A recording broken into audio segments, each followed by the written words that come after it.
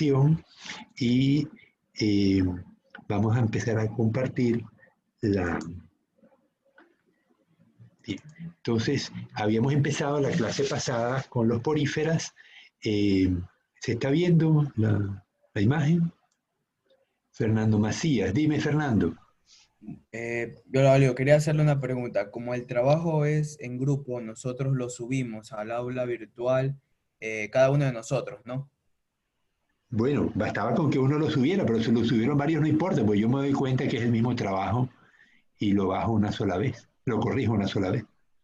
Ya, listo, listo. Ok. Gracias. Sí se ve, biólogo. Ajá, bien, perfecto. Vamos a ponerlo más grande. Entonces, hoy vamos a terminar con las esponjas y vamos a comenzar con los celenteramos. A ver que aparezca más grande.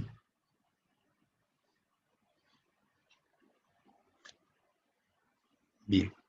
Ok, esto lo habíamos visto. Habíamos visto que vamos a repasar algunas diapositivas.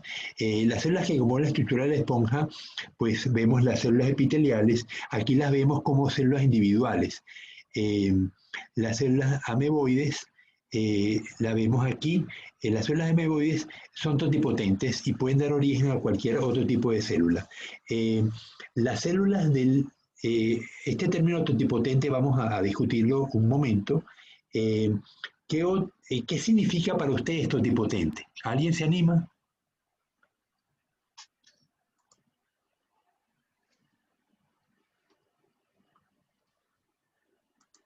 Nadie se anima a decir que es totipotente.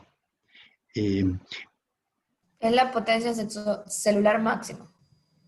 Ajá, pero ¿cómo la traducimos en algo entendible? Cuando una célula es totipotente, como las células ameboides en este caso, significa que de ella, ¿qué pasa? ¿Derivan otras células o cuando ella se reproduce puede producir la misma célula todo el tiempo? Puede producir otra célula. Ajá, entonces de las células ameboides puede surgir cualquier célula, tanto los coanocitos como las células epiteliales, como otras células ameboides y por supuesto la célula del poro, ¿no? Entonces, la totipotencia se va perdiendo progresivamente en la medida que los animales se hacen más complejos. Sin embargo, en las células del cordón umbilical humano tenemos células totipotentes. ¿Cómo las llamamos? ¿Cómo se llaman esas células que últimamente se está buscándole mucho uso a esas células? ¿Células qué? Las del cordón umbilical de los humanos.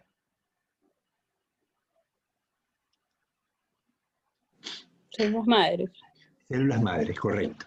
Entonces, esas células son totipotentes porque tienen la posibilidad de que bajo ciertas condiciones se transformen en cualquier tipo de tejido, ya sea tejido nervioso, tejido hepático, tejido pancreático.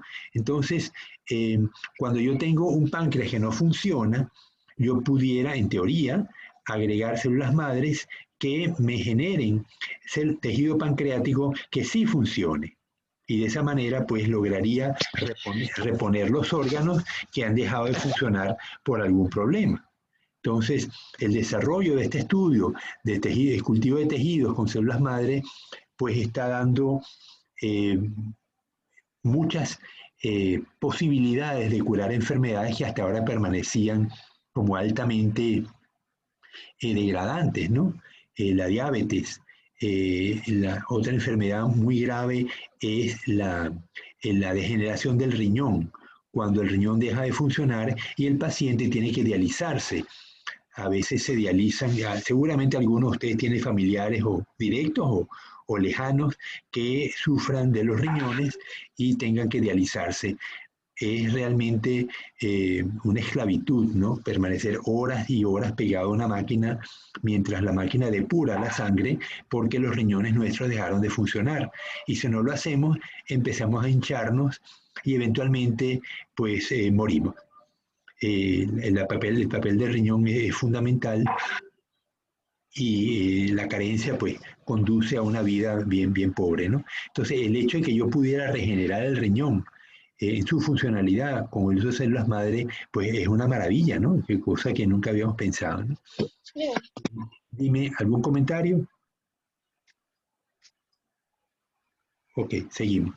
En los animales menos desarrollados como los cordados, tenemos también células totipotentes. Una lagartija, por ejemplo, pierde la cola con facilidad, ¿verdad? Lo han experimentado. Sí. Ok, y luego que pierde la cola, ¿qué pasa? Se vuelve a regenerar. Se puede llegar a regenerar. Se vuelve a regenerar, la lagartija vuelve a tener su cola. Igualmente si pierde una pata. En la cola se regenera pues tanto el tejido muscular como el tejido óseo y el tejido epitelial que la recubre. Pero en la pata también. La pata se regenera la estructura ósea articulada, las uñas, es decir, toda la pata. Entonces, esa totipotencialidad la perdemos progresivamente nosotros en la medida que hemos evolucionado, pero la conservamos en ciertos tejidos, ¿no? De hecho, la capacidad del tejido humano de regenerarse pues se va perdiendo también con la edad. Cuando uno es joven, se recupera de una fractura o de una quemadura con mucha más facilidad que cuando una persona ya tiene cierta edad, ¿no? Entonces se ve que las células pierden la capacidad de regenerarse a medida que van envejeciendo. Ok, entonces habíamos dicho que lo que veíamos atrás, esta esponja de tipo leuconoide, que es como una funda, son estructuras laterales que eventualmente se desprenden y forman otras esponjas. Es una manera de reproducción asexual. En cuanto a la estructura, habíamos visto que las esponjas tienen 3 estructuras. Ayer me equivoqué y decía que la ciconoide era la leuconoide, y no. La de la izquierda es la estructura asconoide, que es una asca, es una funda, es menos eficiente. Tenemos la cubierta oscura, que son los coanocitos, los canales laterales, los poros. El género se llama, el filo se llama porífera porque contiene muchos poros. Lo veíamos en la imagen anterior, cómo está cubierta de poros la esponja. Entonces, por esos poros entra agua. El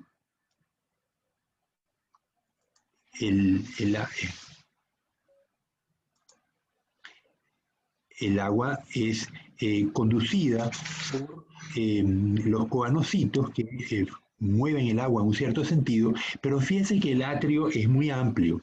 Entonces, el flujo de agua que se genera es lento, no es muy eficiente. Por eso estas esponjas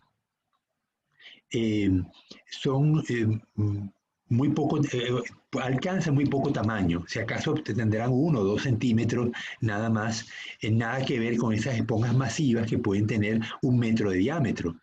En este caso es una esponja muy poco eficiente y no crecen mucho. La esponja tipo ciconoide la vemos a la derecha. La pared se arruga, tenemos más cámaras, el atrio suele ser más pequeño, por lo tanto el sistema es más eficiente y el tamaño de esta esponja pues es mucho mayor. Las grandes esponjas tienen la estructura leuconoide, que es el sistema de filtrado más eficiente. Los canales internos ocupan casi todo el cuerpo de la esponja y las esponjas alcanzan mayores tamaños, pueden llegar a más de 1 metro, ya sea en altura o en diámetro. Vemos muchos ósculos tiene la esponja, mientras que en leuconoide veíamos en asconoide vemos un solo ósculo. Aquí vemos muchos ósculos, muchos canales, poros por donde van a entrar dentro del agua. El atrio se ha reducido muchísimo, de tal manera que el flujo de agua es mucho más acelerado, mucho más rápido. Uno le puede poner la mano en los ósculos y siente la corriente de agua que se está produciendo en estas esponjas. Entonces son las tres estructuras. No necesariamente la estructura está asociada con la clasificación taxonómica. Eso lo vamos a ver ahorita. Entonces, las espículas aumentan la rigidez estructural de la esponja. Se observan espículas, podemos ver en la secuencia B, C, D, E, cómo las células ameboides le están dando origen a una espícula de tres puntas. Le decía que está tanto en la naturaleza de la espícula como su forma, o sea, la naturaleza de la composición química, puede ser óxido de silicio o puede ser carbonato de calcio. Según sea una u otra, pues tiene carácter taxonómico, porque las calcáreas son de carbonato de calcio y uno puede evidenciarlo con mucha facilidad colocando un trocito de esponja sobre un portaobjeto o sobre una cubierta. La cápsula de Petri le pone un poquito de lejía, de hipoclorito de sodio, el 4%, y la materia orgánica se descompone y me va a dejar las espículas. Si seguidamente yo le agrego un poquito de ácido acético o de ácido clorhídrico diluido, pues si se me descompone en CO2 y agua, porque va a haber un burbujeo y una descomposición de la espícula, pues ya yo sé que es el grupo de las esponjas calcáreas. Si no se descompone, pues es óxido de silicio que va a permanecer como tal, y entonces yo sé que ya no son calcáreas, pueden ser hexactinélidas o pueden ser demospongia o esclerospongia. Entonces, aquí vemos cómo ocurre la alimentación de las esponjas. La materia orgánica, perdón, el material de suspensión, que es lo que de lo que ellas se alimentan, puede ser orgánico o inorgánico y de distinto tamaño. Vemos que las partículas que superan los 50 micrómetros, un micrómetro es la milésima parte de un milímetro. Entonces 50 micrómetros serían 0,05 milímetros, bien pequeñito. Entonces, partículas más grandes que eso no entran por el poro, son rechazadas, ¿no? Es decir, que una célula, una célula de una microalga de cierto tamaño, pues no entraría en el microporo. Bacterias sí, algunas larvas también. Curioso, la materia orgánica también de pequeña dimensión, también ingresa por el poro, y tenemos los arqueocitos, que son los encargados de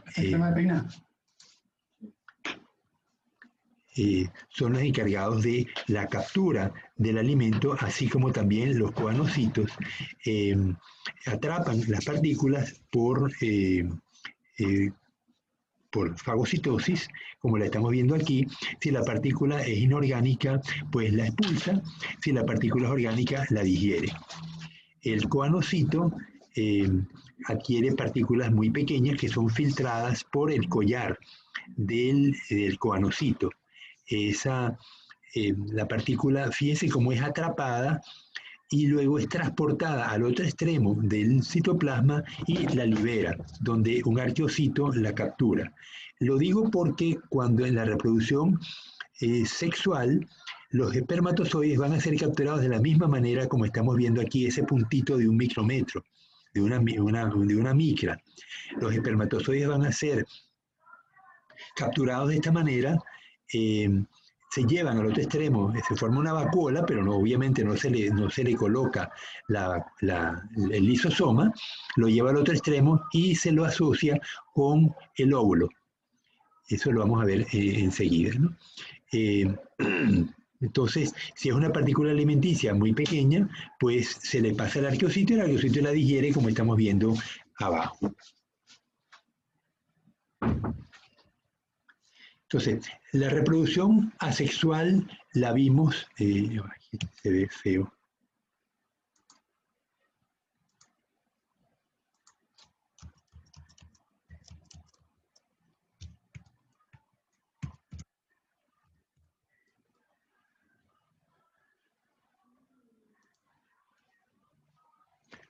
Ok. La reproducción asexual no es tan común. Habíamos dicho que en los animales metazoarios, o sea, que tienen más pluricelulares, la reproducción que predomina es la sexual, mientras que en los protozoarios predominaba la asexual, o sea, división binaria.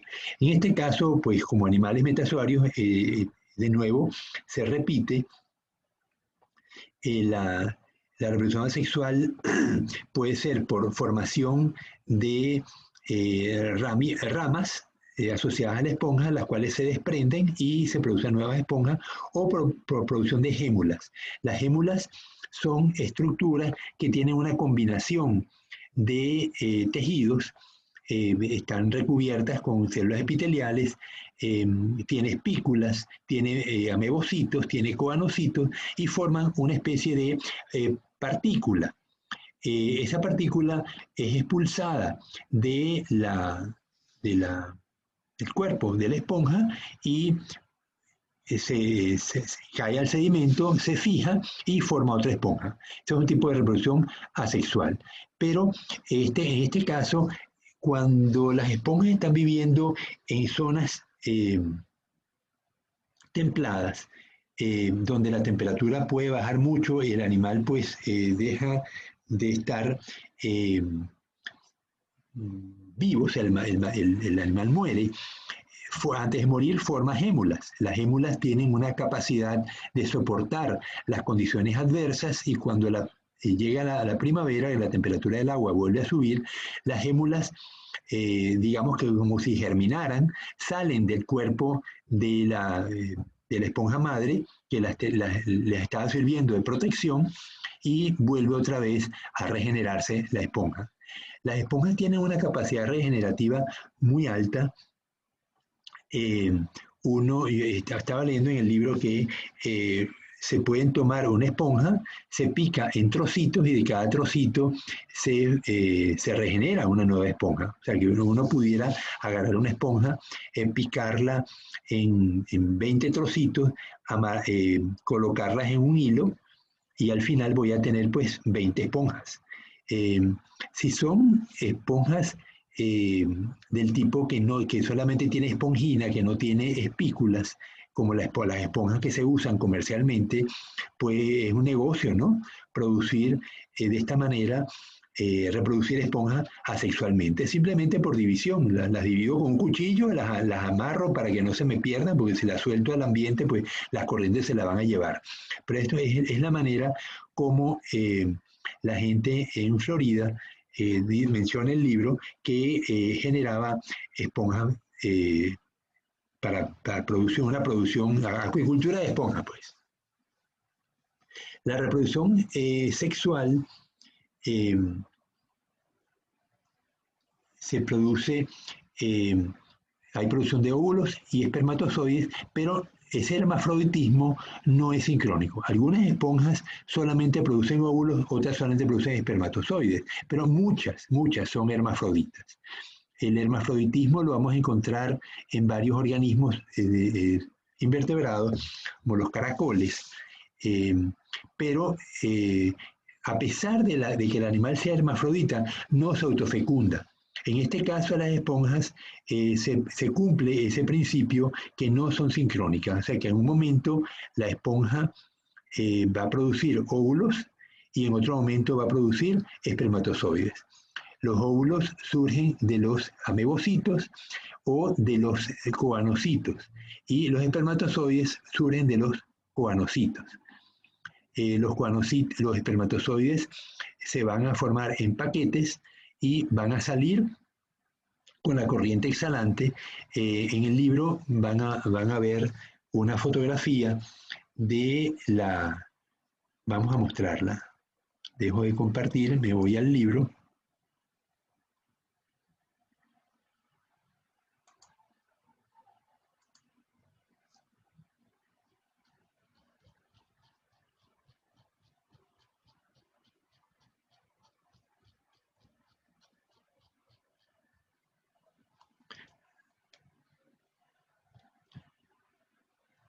La foto no es muy buena, pero aquí vemos una una esponja, ven la nube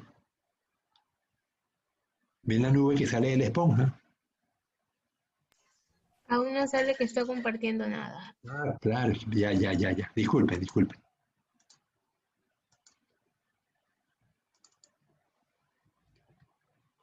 Vamos a ponerlo más pequeño. Ah, no quiere dejarme.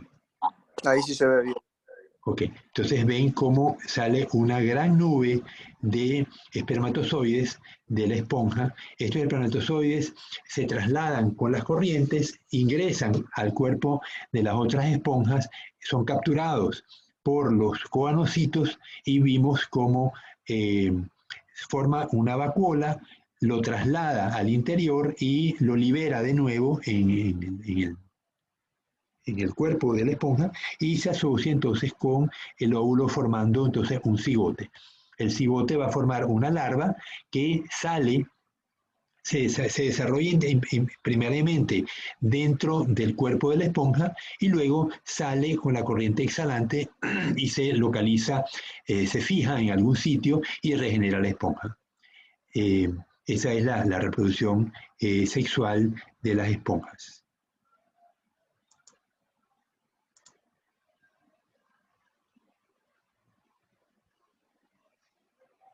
Ya va, déjame volver a parar la compartición, a ver si, oye, en el libro tenía una imagen que quería que la vieran.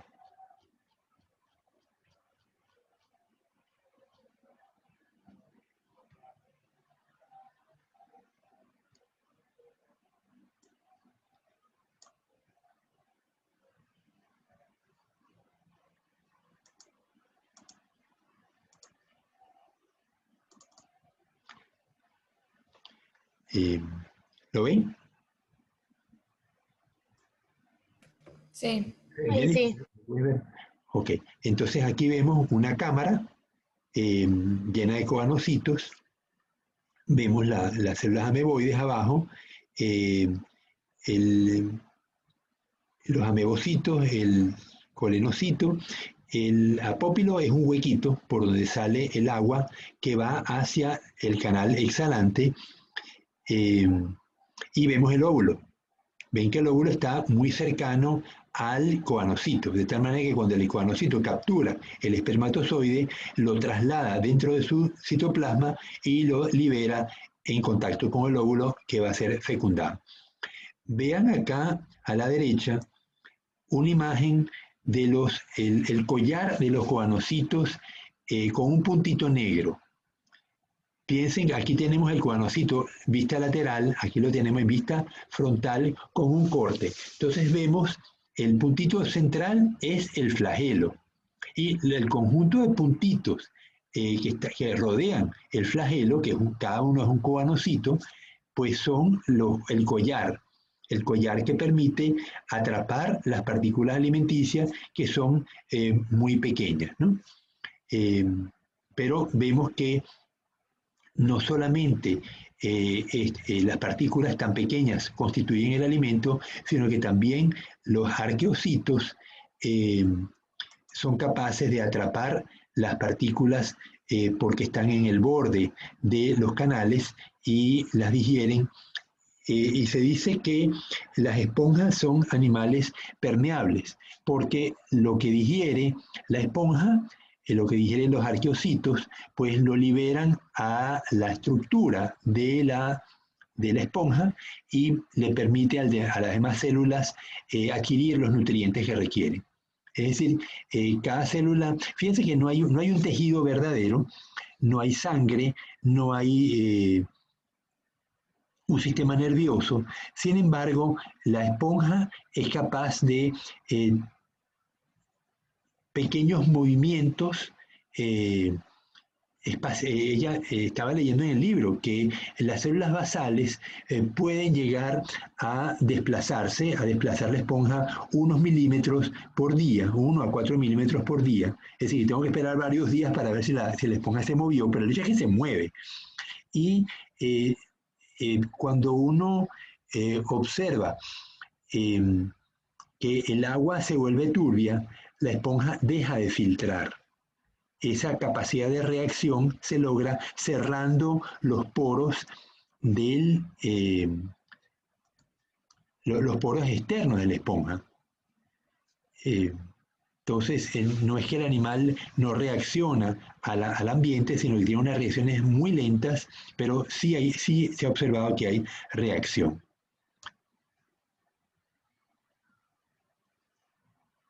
Bien. Vamos ahora con...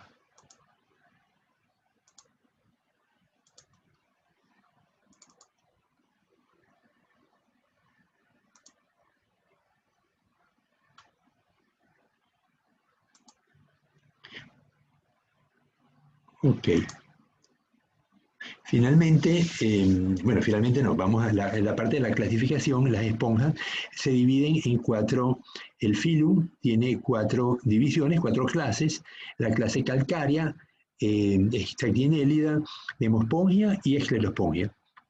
La clase calcárea, ya lo dije antes, tenía espículas de carbonato de calcio, son mono o diaxónicas, es decir, cuando vimos las espículas tienen una sola, es como una aguja solamente, o una aguja con 2 puntitas.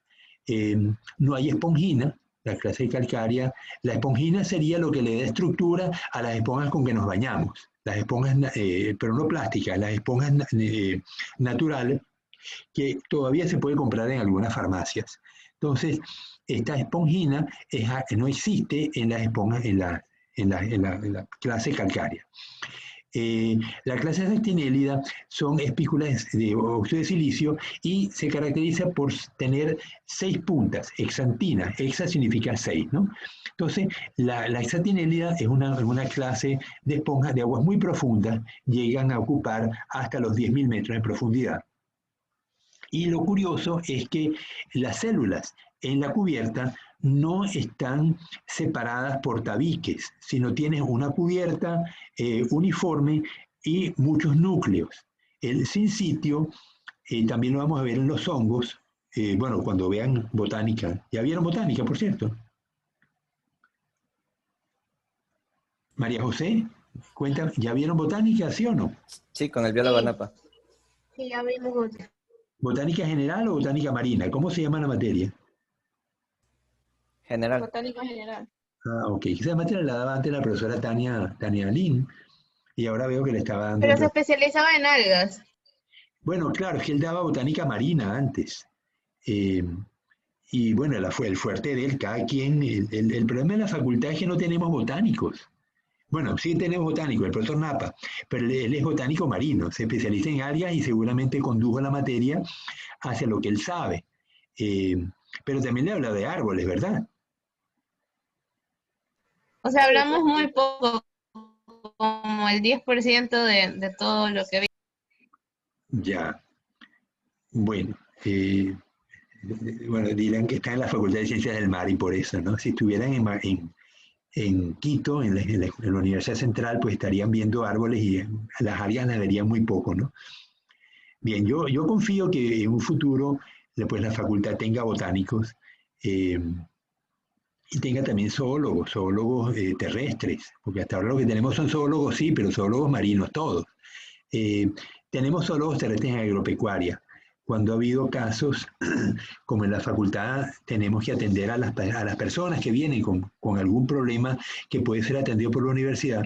En una oportunidad me tocó atender a una señora, disculpen la digresión, una señora que venía de Puerto Viejo, de una comunidad que cultivan coco, y tenían problemas con las ardillas.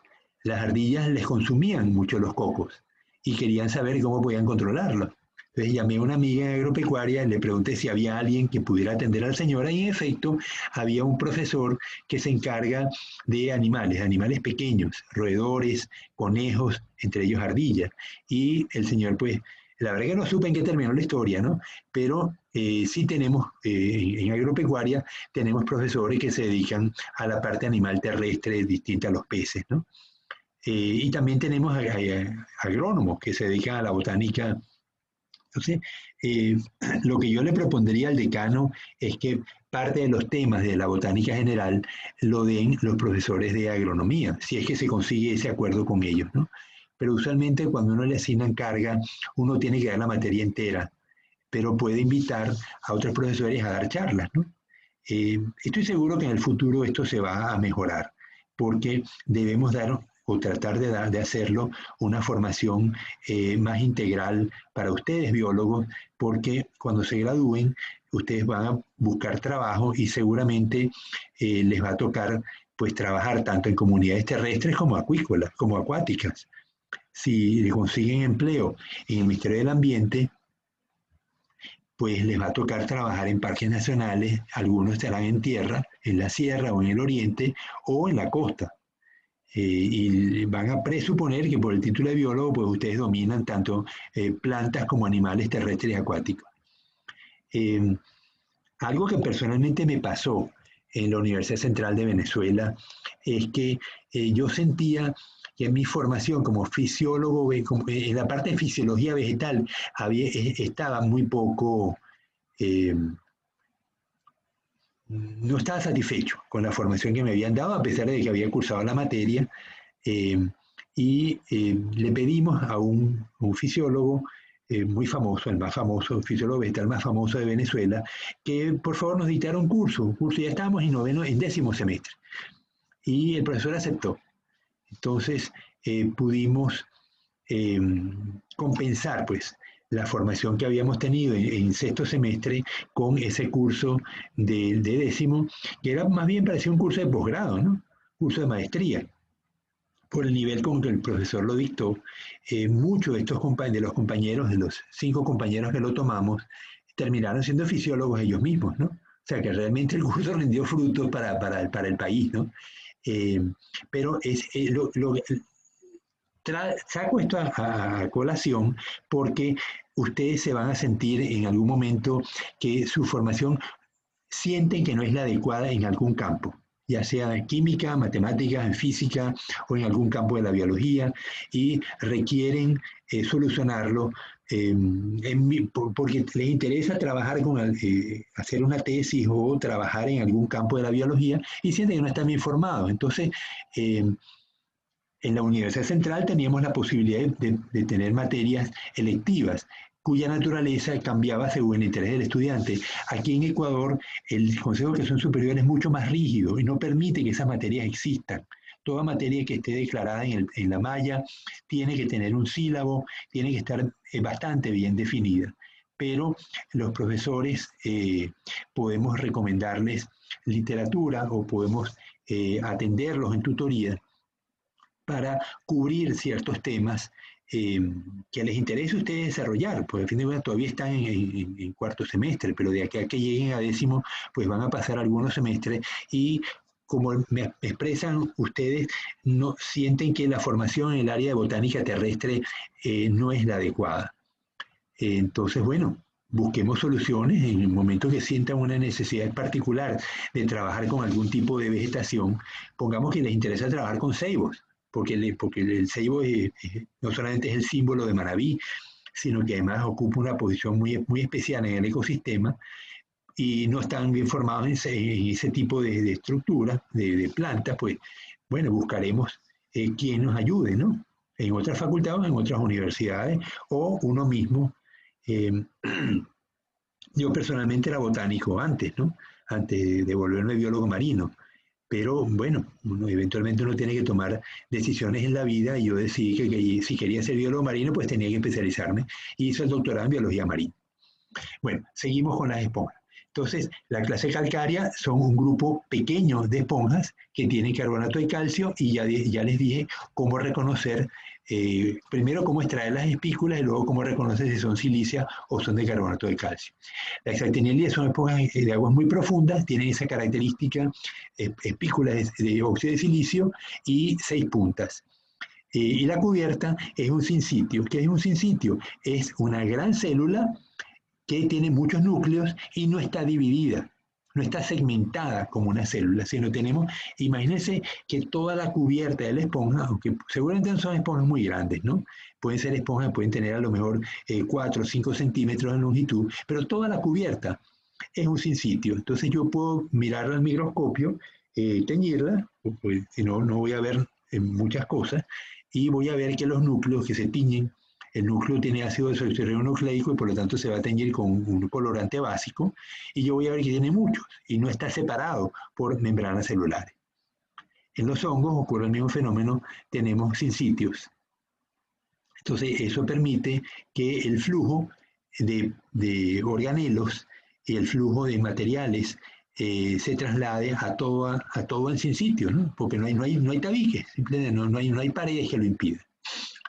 Las demospongias son en su mayoría leuconoides, o sea, la estructura más compleja, son el 90% de todas las esponjas, tienen espículas de óxido de silicio y espongina, y algunas pues carecen de las espículas y son, solamente tienen espongina, que son las esponjas que se usan para comercializar. La escleroespongia es un pequeño grupo de esponjas, tiene espículas de óxido de silicio, pero la base con la que se fija la esponja es de carbonato de calcio. Carbonato de calcio que está, por cierto, mal escrito. Okay. Las escleroespongias ocupan grietas, son animales pues muy poco visibles y están en grietas, en escondrijos. Las demospongias, que son la mayoría de las esponjas, algunas tienen su estructura, es, como decimos, elevada, sobresale del sustrato, y otras simplemente son, digamos, rastreras. Es que no encuentro la palabra para describirlo, pero están pegadas al sustrato y sobresalen apenas unos centímetros. Pero no importa que sea erecta o que sea cubra el sustrato, la estructura siempre va a ser la misma. Vamos a tener ósculos por donde el agua sale, y poros, microporos por donde el agua está entrando para formar el canal, el sistema hídrico con el cual se alimentan las esponjas. Ellas tienen un colorido bastante diverso, lo vimos en las primeras diapositivas que mostramos. El color se lo puede dar la espongina, las espículas o los simbiontes. Decíamos que las esponjas tienen una cantidad de organismos que viven dentro de ellos. Hay algunos camarones, algunas bivalvos que se fijan dentro de la esponja, y una de las curiosidades es que hay un camarón que ingresa como larva dentro de las cavidades de la esponja. Entran machos y hembras, y en la medida que crecen quedan atrapados en la esponja. Es decir, que el animal pasa toda su vida dentro de una esponja, dentro de las cámaras de la esponja.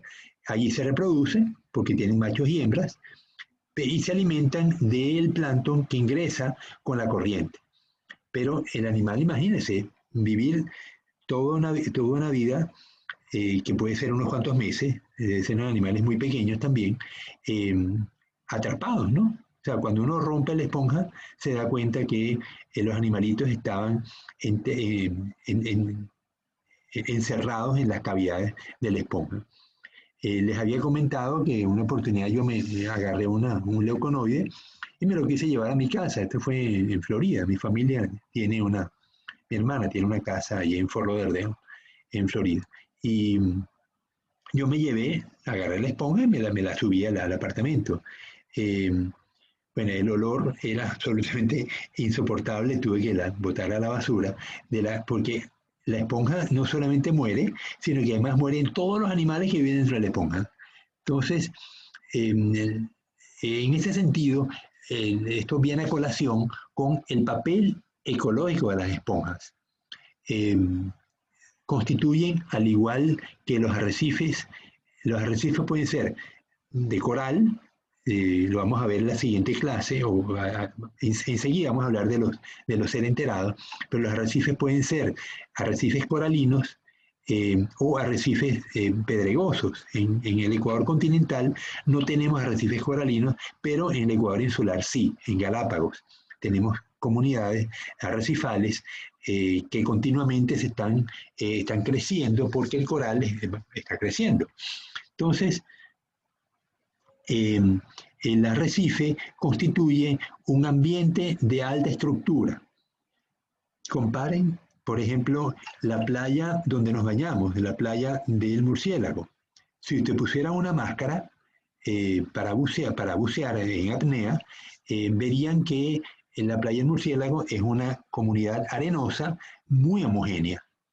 Y se consiguen pues algunos peces, algunos invertebrados van a ver entre la arena, pero la diversidad es relativamente baja.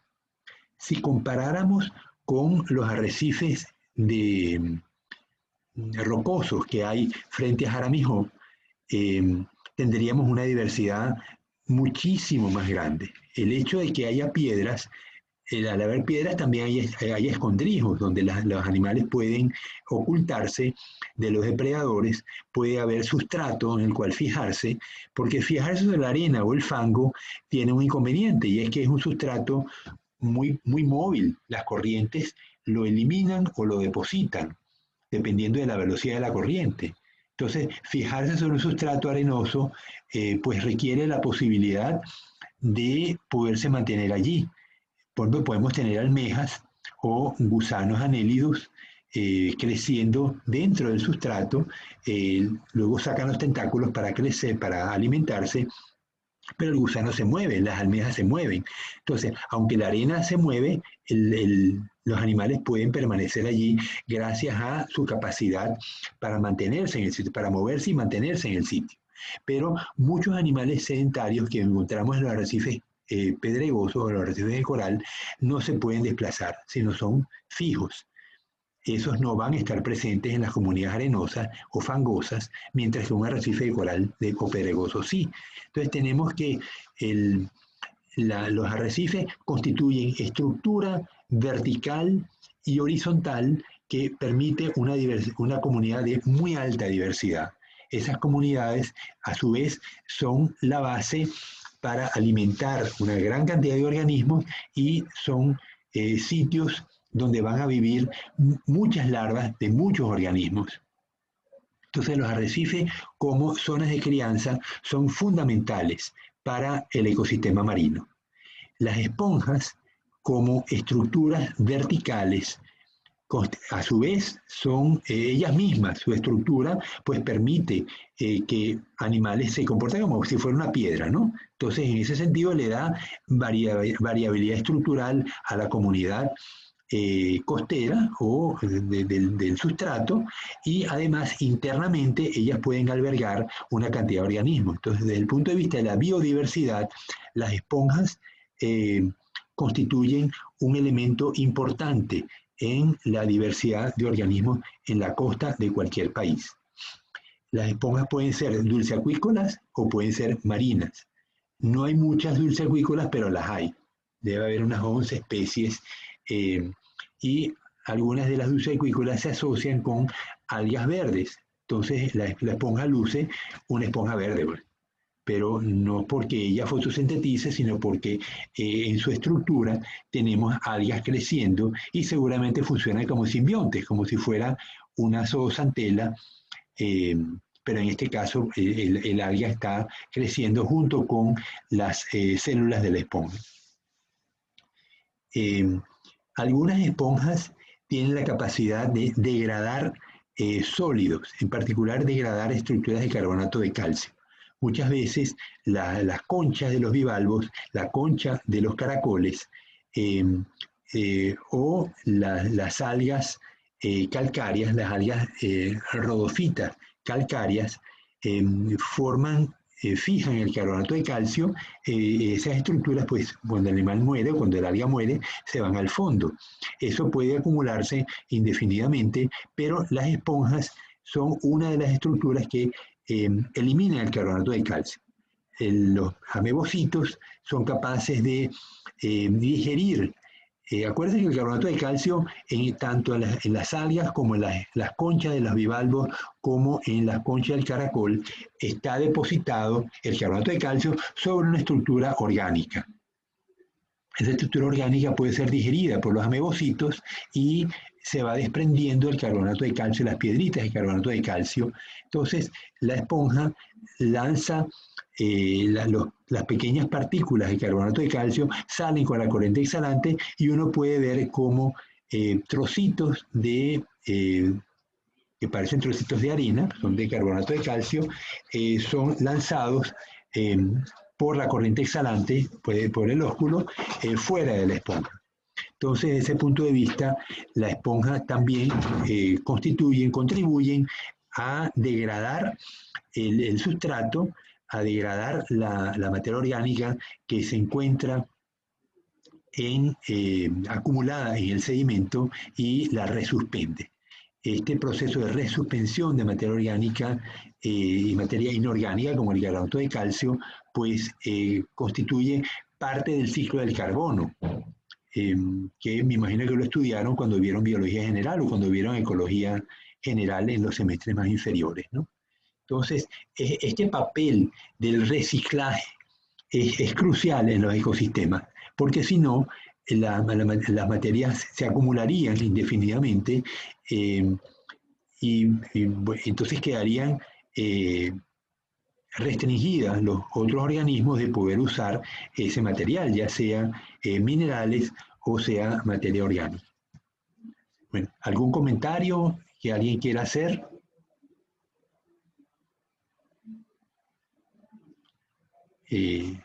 Silencio en la clase.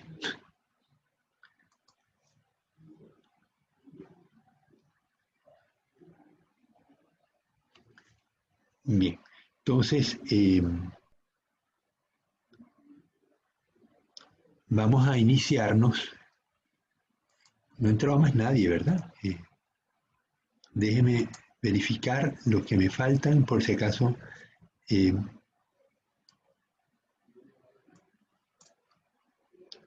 A ver. Ahora el Word. Ok, me faltaba Jesús Fernando Bello, no llegó. José Luis Choes, Dayana Nicole Cuenca, Richard Emilio García y Alejandra Monserrate Guzmán. Ok, esos son los que me faltaban, no hay problema, no llegaron.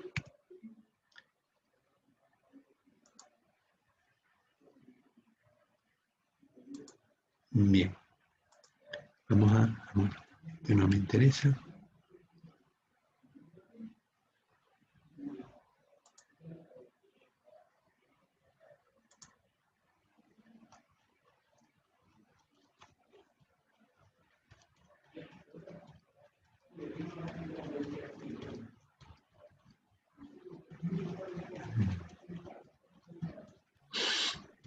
Pero a mí sí me surgió una interrogante, disculpe que no le haya planteado hasta ahora. Dime. Usted nos habló de que las esponjas están presentes en la industria acuícola. ¿Cuál es su rol o cómo estarían presentes? ¿Solamente para uso comercial, farmacéutico? ¿O hay algún otro uso que se le pueda dar? La verdad es que el único, vamos a buscar un segundito, déjame meterme en internet, a ver si le consigo, además del que mencionas, que el uso de la esponja como esponja, es decir, con fines de uso para lavarse, para bañarnos. Las esponjas como organismos sésiles también se defienden teniendo metabolitos secundarios. Es decir, cuando yo soy un individuo sésil, ¿cómo evito que alguien me coma? ¿Quién come esponjas, por cierto?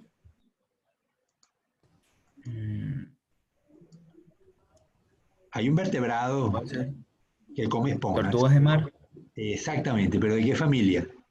¿O qué especie? Ahí sí, algo en blanco. Las carey, por si acaso. La carey come peces. Hay una que come aguamala. Olivácea.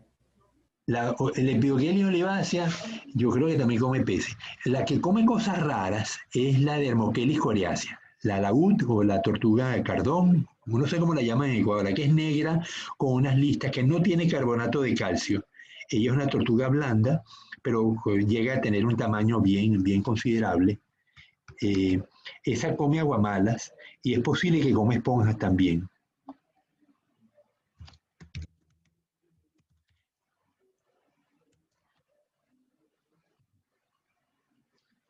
Ya, un segundito, vamos a meternos entonces en Google, en Google, y voy a poner uso de...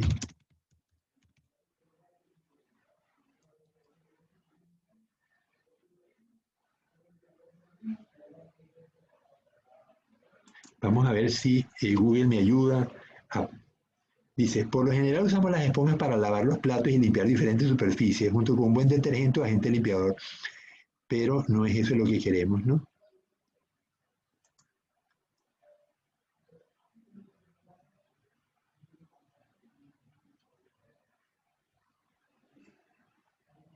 Entonces les decía que los organismos sésiles en general, las esponjas, los elenterados,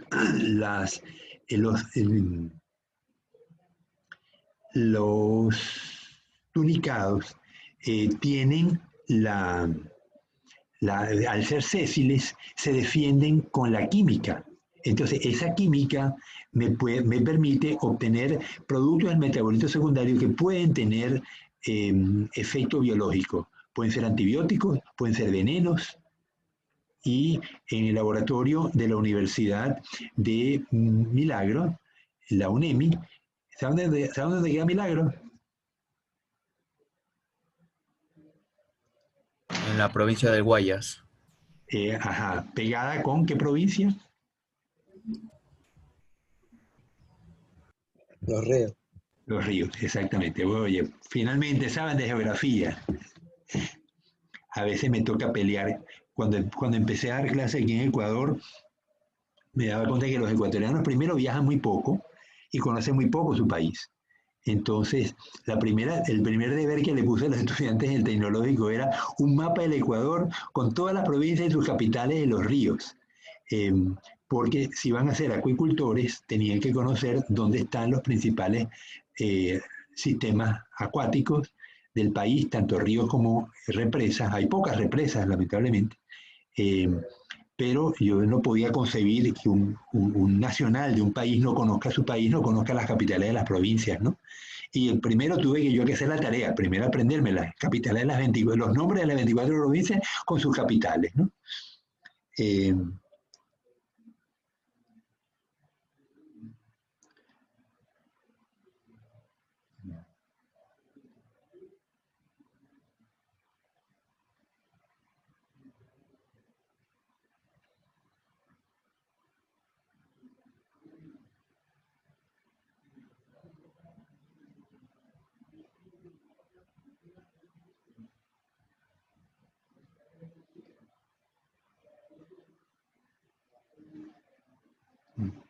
El único uso que les dan a las esponjas es el cosmético, el uso para bañarse, la ventaja de usar la esponja porque además te da masaje y limpia efectivamente la piel, pero no le dan otro uso que no sea ese, ¿no? Pero yo les estoy mencionando lo que sé es que el laboratorio de la Universidad de Milagros, ellos extraen de las esponjas, de los tunicados, de las algas, elementos de metabolismo secundario.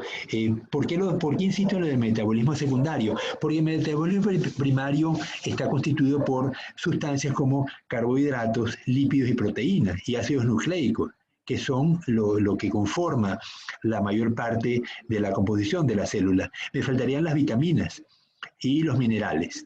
Pero cuando hablamos de terpenos, ya son estructuras mucho más complejas, cuya finalidad, pues, en este caso, no es estructural, sino es defensa.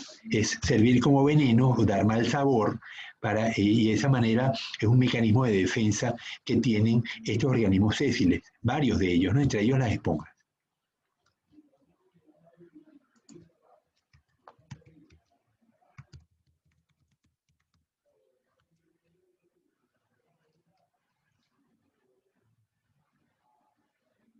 Ya estoy consultando en otro sitio a ver si consigo más usos.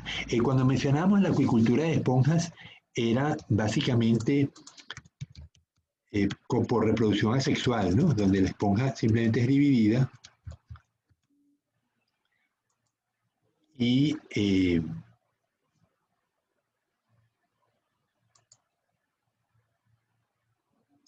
divide en trozos y cada trozo sale una esponja.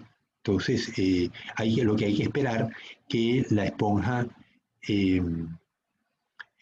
regenere se regenere completa y para poder vender esa estructura, ¿no? Entonces,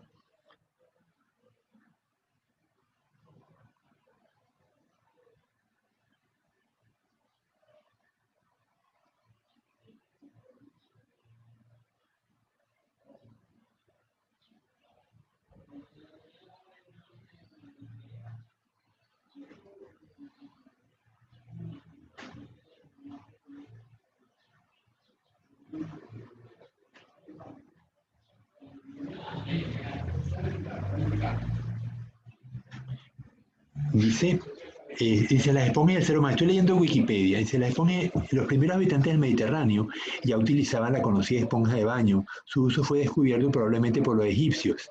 Estoy hablando hace 4.000 años, ¿no? Atrás. O sea, 4.000 años antes de Cristo. O sea, tendríamos como 6.000 años antes de nuestra era. Aristóteles conocía las esponjas y describió su gran capacidad de regeneración.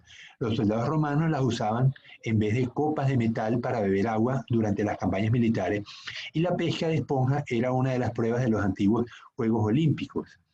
En el Atlántico Norte se han usado tradicionalmente las esponjas arrojadas a las playas por el mar como fertilizante para los campos de cultivo.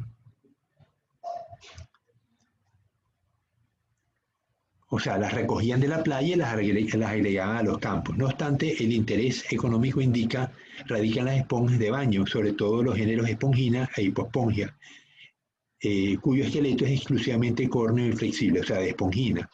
El comercio de esponjas se ha centrado durante años en el Mediterráneo oriental, las costas del Atlántico americano, del Golfo de México y del Caribe hacia el norte y Japón. En Florida se hallaba la industria manufacturera más importante del mundo. A mediados del siglo XX, la pesca abusiva y diversas epidemias redujeron drásticamente el volumen de esponjas comercializadas. La decadencia de ese comercio se vio acentuada con la aparición de las esponjas sintéticas. Algunas esponjas son perjudiciales para el hombre, ya que perforan las conchas de los moluscos, produciendo daños a los criaderos de bivalvos.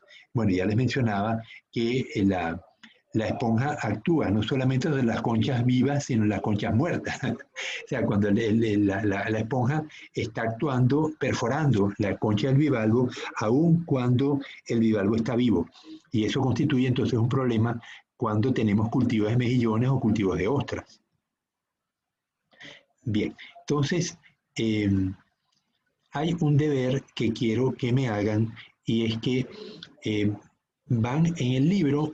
En Wikipedia también está, pero quiero que lo trabajen con el libro también, es que van a describir en una matriz. Ya me hicieron una matriz, ¿verdad? Con los tipos de protozoarios que me la entregan esta semana.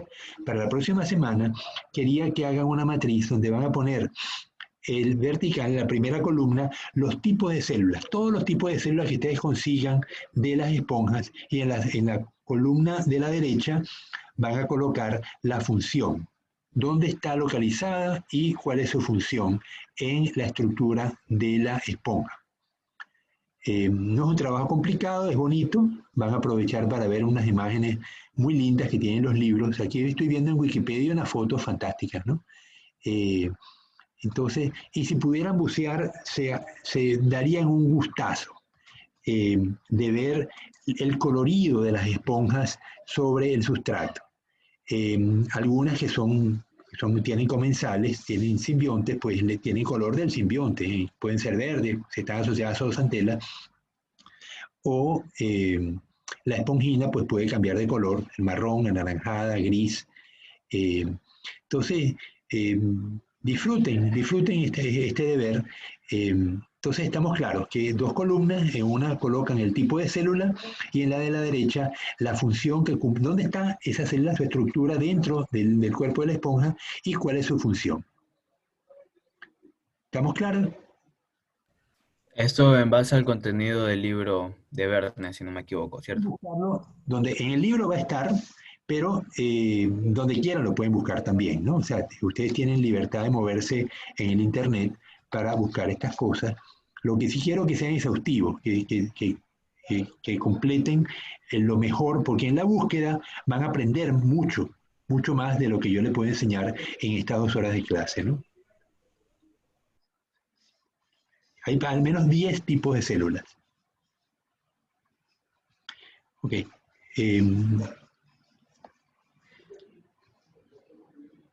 Bien, entonces lamentablemente lo único, no consigo otro uso más que el que les he mencionado para extraer productos naturales o que tenga actividad biológica o como uso de la esponja para bañarse.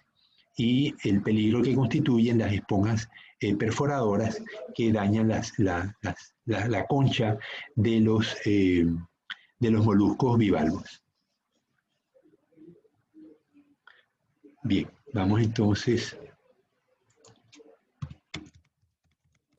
Pero Dalio, una pregunta, por curiosidad, ¿no obtuvo respuesta acerca del pedido de las salidas de campo a observar invertebrados? Bueno, mañana voy a ir con el grupo B, pero si me lo llevo ustedes mañana, vamos a tener demasiada gente y ahí me pueden llamar la atención, porque ustedes son 94 estudiantes. Entonces, mañana convoqué a los del grupo B y el siguiente periodo vamos a tardar 2 semanas más. Entonces, no la semana que viene, porque quedamos en mareas de cuadratura. La siguiente semana voy a salir con ustedes a la playa de Barbasquillo. Ya, listo, Violo. Muchas gracias. Yo tengo una foto de una especie de babosa marina que no sé si la pudiera compartir ahora. Sí, ya te autorizo Que, a que compartas. Listo, ya lo puedes hacer. ya, que me gustaría, a ver. Es babosa marina, es Esto fue, un caracol, ¿no? Un no, gasterópodo. perdón, babosa no, una especie es pepino de mar, no sé, ahorita lo voy a compartir, porque la verdad fue hace la semana pasada en San Mateo, en Bajamar, alrededor del mediodía. A ver, a ver. Igual tengo 2 imágenes más, no le tomé muchas. Ya, vamos a ver qué es. Aquí. Ya, no sé si pueden observar. Ya va, está cargando. Y qué broma es eso, ¿vale? Eso No, la verdad no, o sea, yo me quedé y verifiqué igual si era un organismo haciendo contacto y viendo las respuestas que tenía. es que parece una imagen de una película de terror. Sí, o sea, no la levanté incluso porque, no sé, decía a lo mejor bota No, pero algún líquido extraño. con un palito o con una Sí, piedra. sí, o sea, con un palito sí, pero no la levanté, o sea, la toqué para ver si tenía movimiento. ¿Y se movían? Sí, sí, sí se movía Porque y puede tenía ser, los orificios. a veces es una masa de huevos. Entonces, obviamente, ahí no se va a mover. Si se mueve es porque es un animal, no es una masa de Claro. huevos. Eh, pudiera ser es que también el tamaño no ayuda. ¿No tienes idea de cuánto tenía de longitud?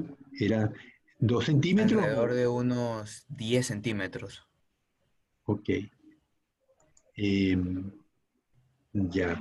Pudiera ser una 10, babosa. 15 centímetros. ¿Sí? Pudiera ser un gasterópodo de los que carece de concha. ¿Tenías más fotos o es la única que tomaste? Déjeme revisar mi galería porque solo tomé 2. Como no podía moverla, o sea, no es que no podía, no quería moverla. A ver. Si está aquí. Al- Lo que al- pasa es que le baja bastante la calidad. Déjenme ver si me las paso si las subo a Google Drive y ahí las vemos mejor. Porque baja bastante la calidad. A ver, ¿vieron esa? A ver. Drive.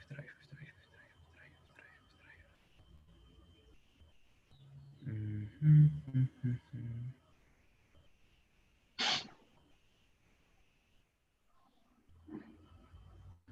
Jorge Luis, esa foto que tienes en el fondo, ¿es el Quilatoa o es una playa?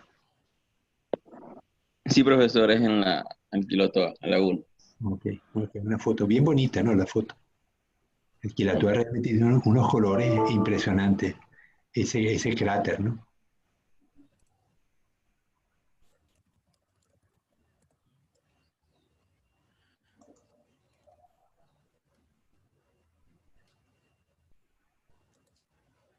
A ver, ya comparto. A ver. Ujú. Ah,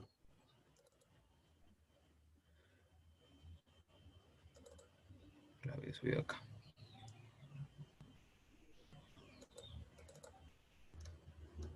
Ah, no sé si igual las pueden ver porque, a ver, los puedo hacer zoom. Y bueno, es la misma Esta es la foto, misma, ¿no? claro, pero Sí, ampliada. esta de aquí es la otra. ¿Sí la pueden ver ahí? Sí, mira, parece un holoturia, un pepino de mar. Ujú, eso sí. Por Pero no, la- pensaba la- que tenían formas más rígidas. bueno, ellos, depende de la especie. La especie Holoturia mexicana es negra, tiene el cuerpo dividido como en segmentos y es muy rígida. Pero esta que tienes en particular no es Holoturia, es otro género y es mucho más flexible, se adapta más a los escondrijos, a las irregularidades del sustrato y, eh, y esta cantidad de pepitas blancas es lo que me revela pues que es un holoturio. Lo vamos a estudiar en equinodermos, ¿no? Cuando toque. Estos animales se extraen del mar, se cocinan, se hierven, luego se secan y se exportan al oriente, a Japón, Corea, eh, China, pero como no tenemos la acuicultura de estos animales todavía es incipiente, pero al menos se ha desarrollado. En el SENAIM, durante muchos años, el profesor Jorge Sonnenholzner, que actualmente es profesor de la UTM en Bahía de Caracas, él estuvo muchos años en SENAIM y se dedicó a cultivar holoturios. Un problema que encontraron es que eh, animales de la misma edad pueden tener 20 centímetros o 2. Sí, una variabilidad en el crecimiento tan alta que hace difícil su cultivo. Pero bueno, son las realidades, ¿no? Y por más que trataban de alimentarlos ad libitum, o sea, que el animal comiera tantas algas como quisiera, pero se daba esa variabilidad enorme en la respuesta al crecimiento de los holoturios. Entonces los holoturios como especie de exportación pues interesa y eventualmente pues se constituirán empresas que se dediquen a cultivar y a exportar holoturios, aunque en América no los consumimos, pero en Oriente pues tienen una alta demanda. Igual que en América no consumimos los celenterados, pero eh, yo estoy seguro, me gustaría averiguar, tengo un amigo en Filipinas, le voy a preguntar si los filipinos comen celenterados y cómo hacen para comérselos, ¿no? Eh, los celenterados, un problema es que tienen hematocistos y se disparan cuando uno los toca, entonces y queman, ¿no? Una vez me tocó, estaba trabajando en el delta del Orinoco y había plicias. Aplicias es un sifozoario que tiene una vejiga de nitrógeno muy bonito, porque cuando le pega la luz, él es iridiscente, lo ves violeta, lo ves verde, lo ves rojo, dependiendo del ángulo que uno lo toque, lo mire, pero del cuerpo del animal, de la burbuja, salen una serie de tentáculos, y los tentáculos están cargados con baterías de nematocitos. Yo trataba de evitar tocarlo, pues sabía que era muy peligroso, pero no se me ocurrió que los tentáculos se desprenden y se me pegaron varios de la pierna y para despegarlo agarré con un palito, lo despegué y era como abrir un cierre, es decir, que los nematocitos estaban en grupos a lo largo del tentáculo. Entonces cada grupo se me pegó y obviamente se dispararon y penetraron dentro de la piel. Y esto es un dolor increíble. Pero ya ven, o sea, no por el hecho de estar alejado del animal, me evitó que los tentáculos desprendidos se me pegaran, ¿no? Pero en general todos los celenterados tienen nematocitos en sus tentáculos y son usados pues en la captura de las presas, ¿no? Nos estamos adelantando al tema de la alimentación de estos animales que nos toca ver enseguida. Entonces, los celenterados constituyen el primer grupo animal que tiene verdaderamente tejidos. Tiene órganos sensoriales. Si ustedes miran una anémona, sobre todo las anémonas más grandes, van a ver que tiene ocelos. Los ocelos no son ojos, no forman imágenes, sino que tienen la capacidad de sentir la luz. Y el animal, pues, responde según le convenga, fototáctico positivo o negativo, o sea, se aleja o se aparta de la luz. Las aguamalas son de vida libre, mientras que las medusas son sésiles, aunque las medusas y las aguamalas todos tienen, y los corales, todos tienen una etapa reproductiva que es una larva que se llama plánula y se desplaza. O sea, todos tienen, no importa que sean sésiles o de vida libre, todos tienen esa etapa de desplazamiento con las corrientes marinas que permite que el animal se desplace. Aún las esponjas, ¿no? Decíamos que las esponjas eran sésiles y sin embargo tenían el cigoto que forma una larva que se puede desplazar con la corriente y de esa manera pues las esponjas se trasladan a lo largo del ambiente marino, ¿no? Entonces, ¿cuántos tipos de celenterados vamos a estudiar? Hoy vamos a hacer solamente tener una introducción porque la clase la vamos a ver en forma la semana que viene, ¿no?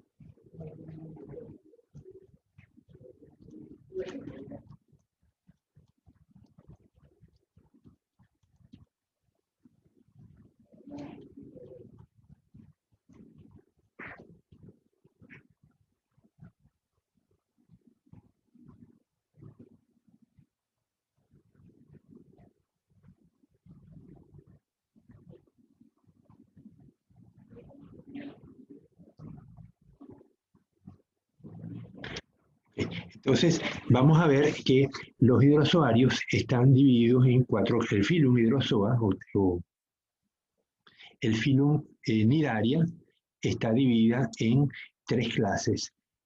La clase hidrozoa, la clase Scyphozoa y la clase Anthozoa. Los hidrozoarios son la hidra, son animales de agua dulce o agua salada, pero sobre todo en agua dulce, pues son muy prolíficos y causan muchos problemas en los sistemas acuícolas, sobre todo cuando tenemos, estamos tomando agua no de pozos, sino de una represa o de un río, y el hidrozoario está presente en el agua del río y tenemos una infraestructura de acuicultura, pues tenemos que estar filtrando el agua. Obviamente, si estamos en el mar, la filtramos para que no pasen huevos de peces, y si estamos en un río, igual, para que no pasen huevos de peces y también para que no pasen hidras, porque si llegamos a tener hidrozoarios dentro de la unidad de acuicultura, los huevos o las larvas van a quedar, van a sufrir, porque los tentáculos de las hidras tienen hematocistos y se van a disparar y van a estar estropeándonos las larvas o los huevos que tengamos bajo cultivo, ¿no? Entonces, los hidrozoarios son animales de pequeño tamaño y son sésiles, pero tienen cierta capacidad de movimiento. Los escifozoarios son las aguamalas, son de vida libre, aunque pueden tener una fase fija, una fase de su ciclo vital y una fase de vida libre, de libre movimiento. Finalmente, los corales, los anthozoarios, pueden ser corales de esqueleto duro o corales suaves, hexacoralia. Entonces vamos a encontrarnos que todos los corales son sésiles, a diferencia de los escifozoarios que tienen esa capacidad de movimiento y se desplazan con las corrientes. Podemos decir que los escifozoarios son planctónicos porque su movimiento no compensa la velocidad de la corriente, sino que ellos se van con las corrientes como si fueran las larvas o las diatomeas que están en el fitoplancton. Entonces,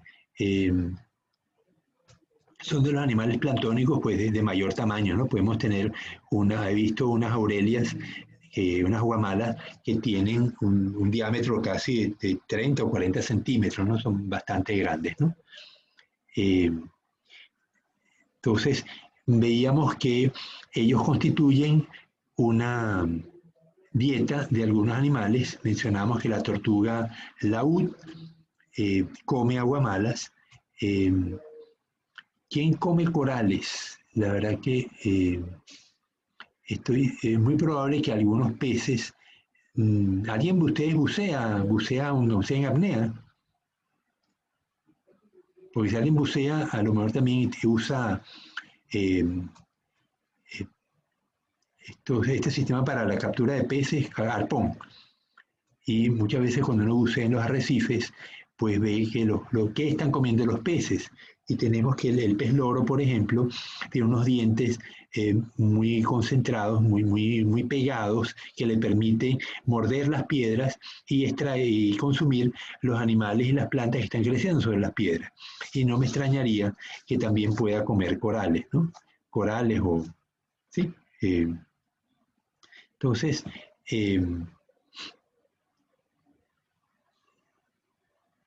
tenemos que tanto los escifozoarios, las aguamalas, como los corales y los corales suaves, los hexacoralios, pueden tener simbiontes como las zooxantelas, que constituyen un elemento fundamental en su dieta. Ellos se asocian, la zooxantela le provee de carbohidratos, lípidos, proteínas, y el coral o la aguamala le provee de CO2 y minerales para que el animal pues fotosintetice. Bueno, jóvenes, faltan 9 minutos. ¿Hay algún comentario que alguien más quiera hacer antes de irnos?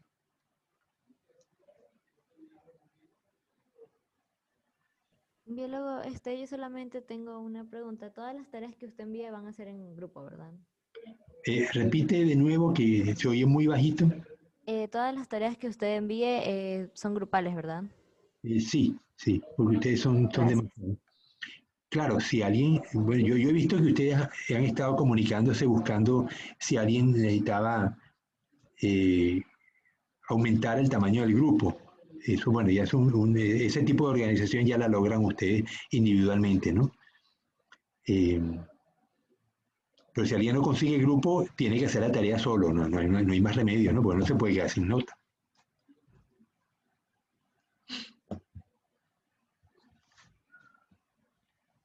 Bueno, ya son las 2:52 que me tengo que preparar para la siguiente clase. Entonces, bueno, la tarea la tienen, están claros en qué es lo que vamos a hacer con la tarea, con el deber. Iván, Jorge Luis.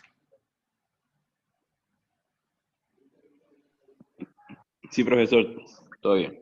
Entonces, la suben al aula virtual y yo les voy a poner una casilla para que puedan subir el deber 2. El deber 1, pues hasta mañana lo pueden subir. Espero corregirlo este fin de semana y enseguida les mando las notas a sus correos. Bueno, si no hay más comentarios, entonces nos despedimos hasta el jueves que viene. Y cualquier cosa me escriben por el WhatsApp. Si descubren algún documento que es interesante, alguna foto. Ayer un estudiante subió una foto de un pez, un mero, que pesaba 250 kilos, que lo pescaron, creo que por Jaramijó. No sé si la llegaron a ver ustedes. El profesor Quijije también me estaba mencionando. Vamos a ver si antes de irnos la puedo compartir.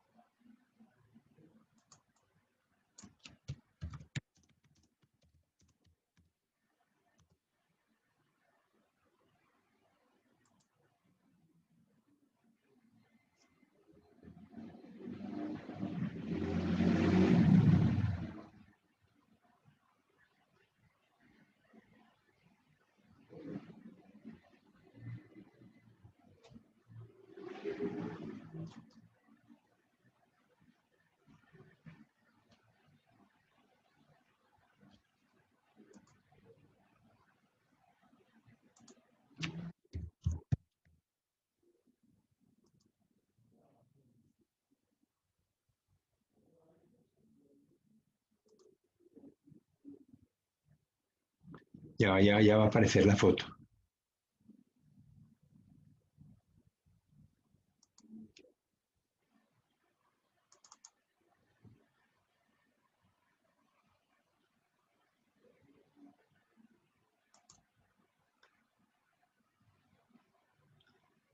Pues no me la consigue.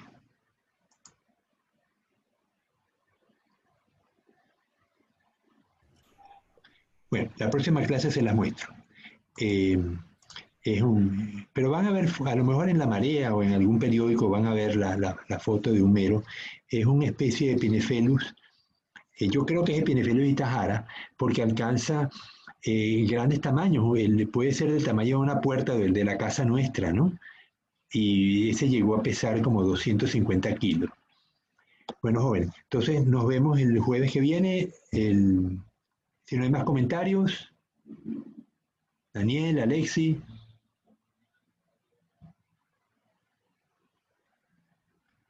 Bueno, nos despedimos entonces. Gracias, biólogo.